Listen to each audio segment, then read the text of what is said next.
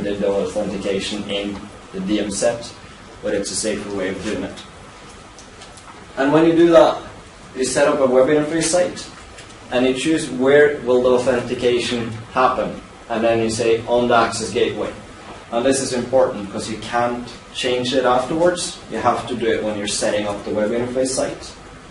You can actually change it afterwards, but you have to edit a lot of files and do it manually. There's no way of changing it from access gateway to web interface or vice versa.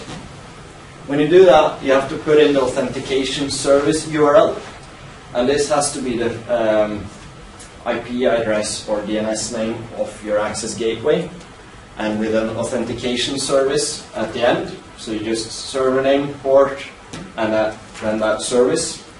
So the web interface will contact the access gateway for authentication, knowing that it will be passed through. If you're using self-signed certificates, you're creating your own, make sure the web interface has that certificate installed on the local machine. When you open up MMC and certificates, you can choose My User or My Computer. Make sure you use My Computer, otherwise it will not work. Because you see the service here accesses that service on HTTPS. And you can try that in your web browser. You will actually see a service responding when you open it in Internet Explorer.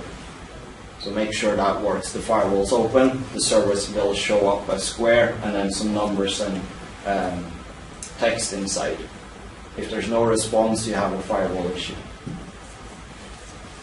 Or a DNS issue. Could be either.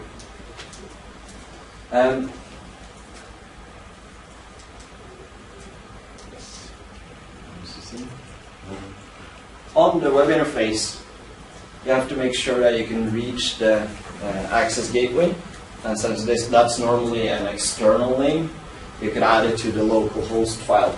So here my access gateway is login.relit.no, and here's the IP address. So when I type in HTTPS, that's where I end up going.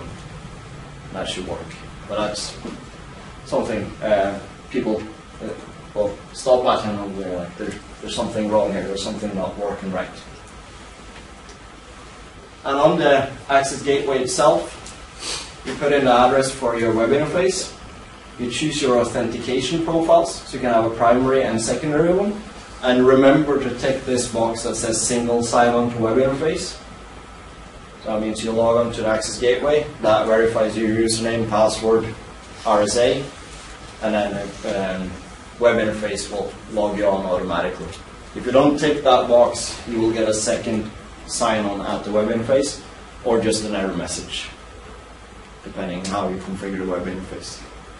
But you see the web interface here is just like /IP address, /Citrix, /external. Created a separate site, and that's where you end up when you go to the access gateway URL.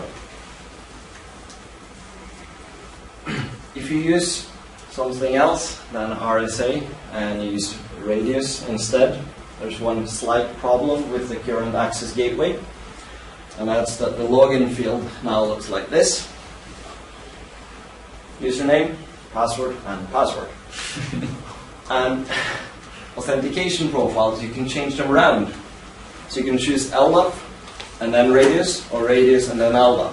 So if you want to have some fun with your users, you switch this around every fourth day. And you can actually not change the name on this field. There's a feature request for that on the Citrix support forums, and they're looking into it. But that was possible on the 4.6 version of the Access Gateway. It's not possible on the 5 version. So I have a customer which chose the Access Gateway Enterprise. Because of just this. Because of that. Yes. That's the secret trick. Yeah. That's the trick. It's a good way of selling more expensive licenses. So, yeah. And this is the web interface site will look like this. It will just be the gray color like the web interface, and you cannot change this at all. You can't change the text, you cannot change the layout or anything at the Access Gateway at this time. But hopefully in the next couple of releases that will change, and you can actually change this into passcode or token code or something like that. It would be a good idea. use the old hex editor and find the string. Yeah, but it's on a hardened Linux device, the Access Gateway, so yeah, I'm not sure where you can find it. On a Bright forum, there was Jason Cogner, who's a well-known man in the community. He did a session on extreme makeover of the web interface. So if you want to do a proper extreme makeover, you can make it look like this. So keep a lookout for when his session is published on the web, and you can watch the video or download the slides, because this is how he modified it for one customer. And that's quite neat. It doesn't look like the web interface at all. It's quite a bit of work, but he's done the work, and he's made a flow chart of what files to edit, what changes what in what file. So he's done a really extensive job on how to change it and how to make it look like this. So it's quite cool. What did you say that his name was? Yeah. Sorry. It will be in the slides. But if you use the Access Gateway as authentication point? Then you would see the field first, and then it will come to this modified version afterwards. Yeah, but that's single sign-on. Yeah. So you'll skip this page. Yeah. Secure gateway. Secure gateway, or use the XCAM. If you do the authentication on the web interface, you can keep it like this. Yeah, sure. But you just advise to do it on the Access Gateway. Yeah, I did. So then they can't do this. You have to choose. So there's not a document how to change the logon page of the Access Gateway? No, not yet. But I'm pretty sure that will come in a while. There's more than one person asking for that new feature. If you want to load balance the web interface, there's a really good guide for that made by Trond Eirik Håvardstein, who runs senup.blog.com, and he's got a step-by-step how to load balance the web interface. So if you want to have two that does the same, take a look at his page. It's a real simple picture-by-picture how to do it, and it uses NLB from Microsoft, so it should be fairly easy to get up and running. If you don't want to use Windows servers for your web interface, it's included on the NetScaler. So on NetScaler, you have a tab for web interface, and you can create your own sites directly on the NetScaler. And it takes probably 3 minutes to set it up and get it up and running. I saw a video of that the other day, and real simple, and it works. And it's really fast as well. But then you can't make it up, or do the makeover things, right? Probably not to the same extent, no. But you get rid of some Windows servers, and you can load balance it on the NetScaler box itself. So, but I think I would have a look at the documentation to see if you lose features or if you actually gain features, because the modifications I showed earlier with duplicate resources and things, I'm not sure if that works on NetScaler. I haven't tried it or looked at it, but it's a good idea to run it on the NetScaler if you first bought the box. So why not? When I install the web interface, I normally use the DVD, either included with Senup 6 or Desktop 5. And the reason for that is you get the folder structure with the ICA clients. So when the user goes to a web interface, it asks, do you want to install an ICA client? It does a check if you have it. If you answer no to installing one of those clients, it doesn't build up the folder structure. You have to search forums and look in the edocs.citrix.com and find out how is that structure built up. And then you put the right client into the right folder. But if you just install it with the DVD, you can just replace the clients with newer versions later on. It's a lot easier. And before, these folders were case sensitive. I think I spent half a day figuring out I used a small C in clients. A lot of big C. I was like, I know I have this right. And I was like, big C, small c. Changed it, and then it worked perfectly. Make sure you install from the DVD. Just makes life easier. And then upgrade the web interface afterwards, because on the DVD it's normally 5.3 or something. And we have a Thomas Kutzing. If you want to do proper customization of the web interface, you can download snippets of code from his website. It's got documentation on how to get it up and running.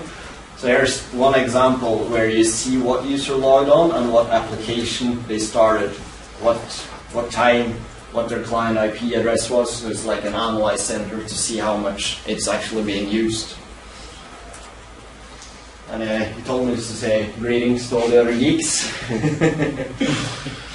And here's a few other examples of tools you can find on his webpage. There's a lot of them, and quite a few of them has been included in web interface because he's had so many downloads and requests for it. So like important messages, before you download that from here, install it, and then you can put messages around the web interface for users.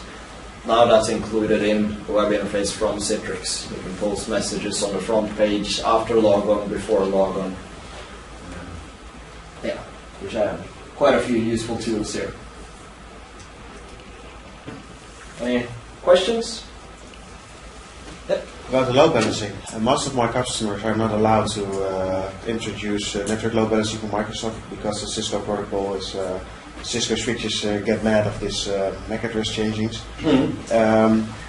So I'm actually have the option to use the NetScaler, the VPX pre-appliance. Do you see this often implemented, or is the NetScaler actually a little bit too high? Actually, you need a lot of knowledge, of course, because if you want to get it to work, it's no problem. But if it's broken, it's a problem. Yeah. Do you see this often? I see more and more NetScaler nowadays. More and more people are asking for it. More and more people are starting to use it. And but also the free version, VPX. Yeah, and because of the load balancing feature, making load balancing of TFTP for provisioning, web interface, everything. It just makes life easier with a NetScaler. And it's got so many other features as well. But as you say, you need to learn the product. It's not something you do in an afternoon. You need knowledge of the product, definitely. So, yeah. But agreed, it's a better solution.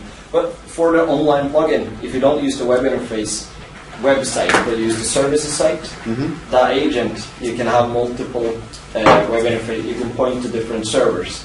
You have a backup URL, so it doesn't read NLB. You don't need NLB for that. It's just for the website itself. It's route robin, right? No. In the web interface, you have backup URL configuration. So you just fill in the URL for your second web interface. Yeah. And then the next time your online plugin connects, it will tell the online plugin that here's the backup server. So if the primary one is down, it will go to the backup server and get the applications from there. It will take a while before it sees it's down. So actually you have some downtime in production, I don't know, it's sort of several minutes.